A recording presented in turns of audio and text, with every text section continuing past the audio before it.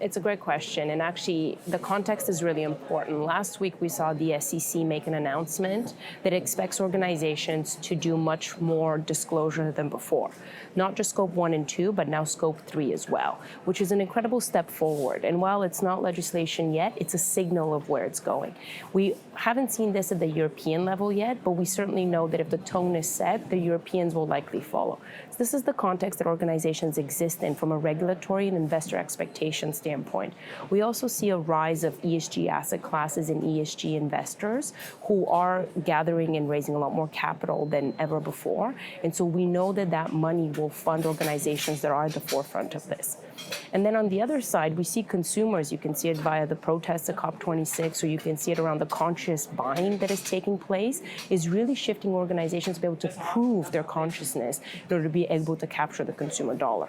So in that context, there's probably two ways that we as BCG have gone to tackle at it. One is our climate and sustainability practice, where we help our clients set their targets, set their procurement programs, really advance their net zero agenda. And even within that, we've actually built a software called CO2 AI, which helps them measure their emissions at an incredibly granular level and then make decisions. So our AI algorithms allow them to get suggestions, make decisions, and then follow through to real reduction actions. So that's a real content way we've helped our clients. And then we as an organization have made a net zero pledge by 2030, and we aim to be net positive thereafter. And less than a year ago, we upped the ante and said that we would reduce our emissions by 50% by 2025.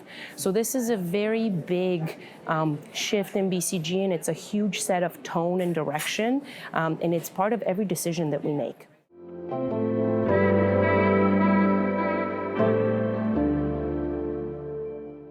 I think it's a broad question because the context is broad. Climate has many challenges within it, anything from measurement all the way to action, and that's anything from the cement industry to a consumer packaged goods industry.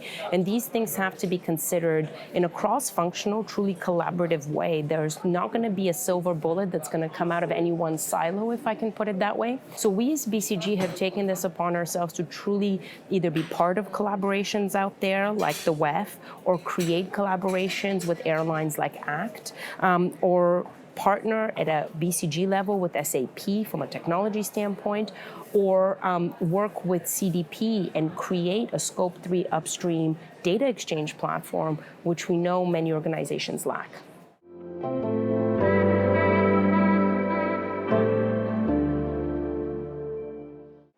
The key is, as I mentioned earlier, the challenge is so enormous and so complex that you need the collaboration, you need the knowledge exchange, and I'll be honest, you need the friction. You need the disagreements to really move the solutions forward.